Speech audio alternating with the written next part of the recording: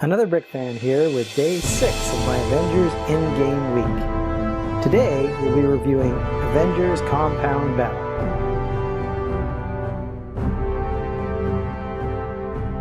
This is set 76131 and was released in April 2019.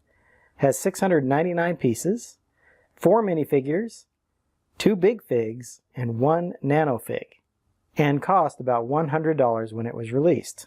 This is the most expensive set in the series, but oddly enough, it doesn't have the most pieces.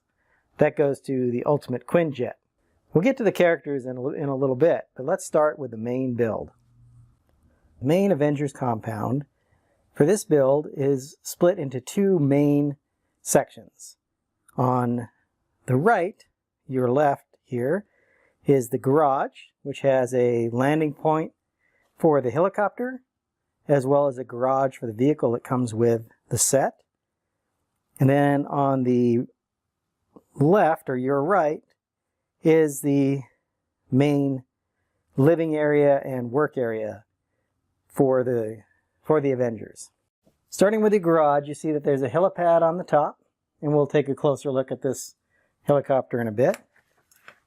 And then the garage door opens, a little gate as well, and we can get the car out of the garage. As you can see, it's just barely big enough for the vehicle itself. If you look at the vehicle going into the garage, it's just wide enough to let the vehicle go in, and then if you push it all the way to the back, it actually fits just fine. Out in front, it has this little satellite dish to take, to scan for incoming aircraft or whatever. And then there are 2 dual stud shooters up on top for defense. It is open on the side, as you can see. You can see on the landing pad there's a nice sticker there with the Avengers logo for the landing pad of the helicopter. In between the 2 buildings there is a small little maintenance area with a welder, a wrench, crowbar, and a saw, all just clipped in there. And then let's move over to the residence side. On this side you see there's a keypad entry door there, and then there's a vault with the Infinity Gauntlet in it. We expand back out. You see that there is another spring shooter up here that does angle a little bit up and down. Again, for base defense. Another Avengers logo on a tile. Coincidentally, the same tile that was included in the tile shooter on the Captain America versus Outrider attack. They have the nice dark glass here, and these are angled on hinges to give it the nice shaping on top. So it's angled out a little bit. If we go around to the back, you see on the upper floor here is kind of a meeting area. It looks like they've got a bottle and some glasses there. There are 3 chairs for the 3 minifigures in here. To get into this area, there's a revolving door here that revolves around to let somebody enter from the little passageway between the roof of both buildings. You see there's a handrail on this side, some stairs up to get to the helicopter. Moving down into the last area, you'll see that there's a computer here, more of a lab area, a secure keypad over here, and then the Infinity Gauntlet is actually in this little protected area. Now, this gate folds down, so you can get into the Infinity Gauntlet that way.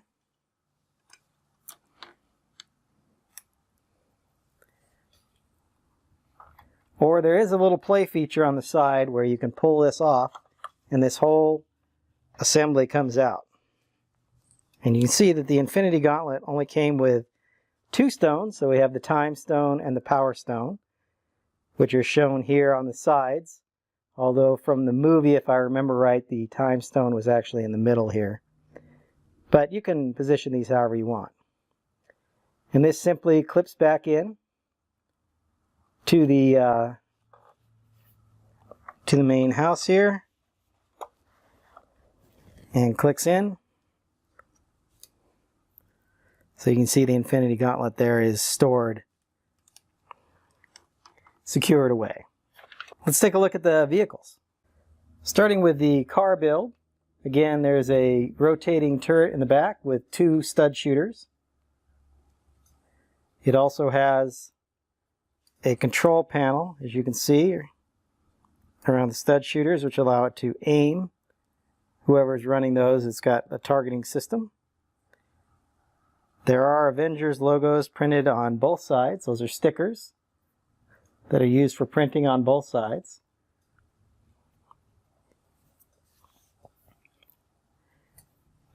I like the clever use of the grill here up front. Works pretty good as kind of a crash bar or a blockade runner, I suppose. Then there is the license plate on the back. Now this is different than the city sets. The city sets, the license plate number is generally the number of the set. Overall, nice little build. There is room for 1 minifigure in there. There's a seat. You can set 1 minifigure. The doors do not open. Those are just side, so this is always open to the top. But you can put a driver in here and then someone positioned at the gunner position in the back. The helicopter build is also pretty straightforward. A little smaller build. I do like the way they did the tail. There is no tail rotor in this case, but there are these angled plates with clips that fit on the back and form this nice little pattern here in the back. And there's the red light. There is an Avengers logo on the tail.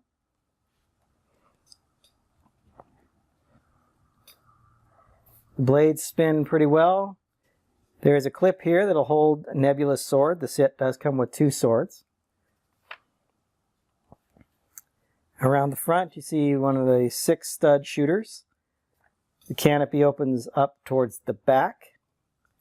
It allows for 1 pilot, 1 person helicopter. You can see there's another slope there with a sticker for the controls of the helicopter itself. On the other side, you may have seen earlier, is a fire extinguisher, also on a clip, just like the sword for Nebula. As I mentioned in the beginning, this set comes with 4 minifigures, 2 big figs, and a nano fig. The minifigures include Iron Man, Nebula, Outrider, and Captain Marvel. The big figs are Hulk and Thanos. And then you might be able to see right next to Nebula, that is Ant-Man as a nano figure. Let's get a closer look at each of these figures. This is Captain Marvel, and she comes with a whole bunch of accessories where she's shown firing the plasma bolts or energy bolts out of her hands, as well as using the energy to fly. So it comes with this nice trans orange stand and then these other accessories. Now obviously you can put these together in different ways. There are some extras that come with the set, so you can build these however you like, but this is the way they were shown in the instructions and of course on the box. I'll pull all those accessories off and we'll take a closer look at her right now. So here's Captain Marvel and Nebula. Starting with Captain Marvel, I like the way that they printed the torso with her signature uniform there. The nice red and blue and gold. Looks quite good. Little disappointed that there wasn't some more printing on the legs to kind of finish out the uniform. But it looks pretty authentic to me and works well as a representation of the character. I think the hair is probably not quite long enough from what I remember from the Captain Marvel movie anyway. I think her hair was at least shoulder length down, but I could be mistaken on that. Nebula is a good figure. Once again, she is in the white Avengers jumpsuit, which is seen on all of the Avengers from the other sets, with the exception of the Hall of Armor. That was all different armors of Tony. Incidentally, to get Tony in this uniform, you have to get the Iron Man and Dum-E polybag. Is the only place you find an Iron Man character in this white uniform. Let's go ahead and roll around to the back. As you can see, Nebula has some good printing on the back of her head too, kind of with her cybernetic implants and the hint of that. The back of Captain Marvel's uniform continues the good printing they used in the front. So I think that's pretty nice. She does have an alternate face, a more happy expression than the more somber expression she had on the front.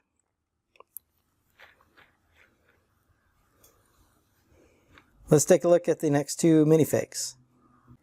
The next two minifigs are Iron Man and a Outrider.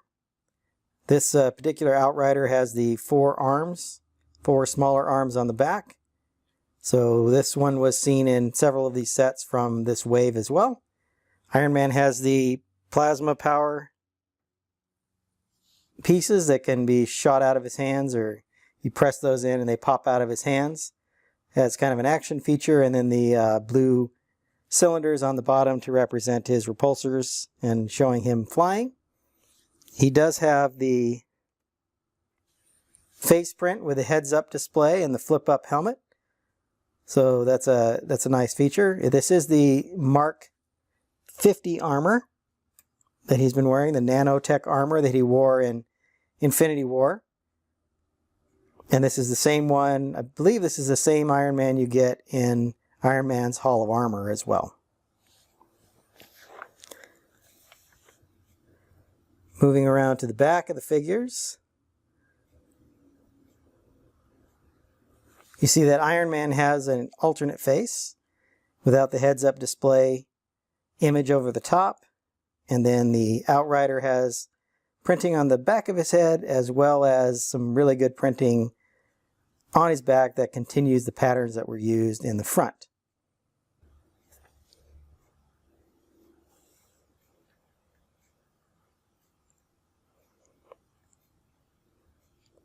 Both these figures are pretty good as well, and I like, again, how they've added a few action features for Iron Man, which is nice to have in this set.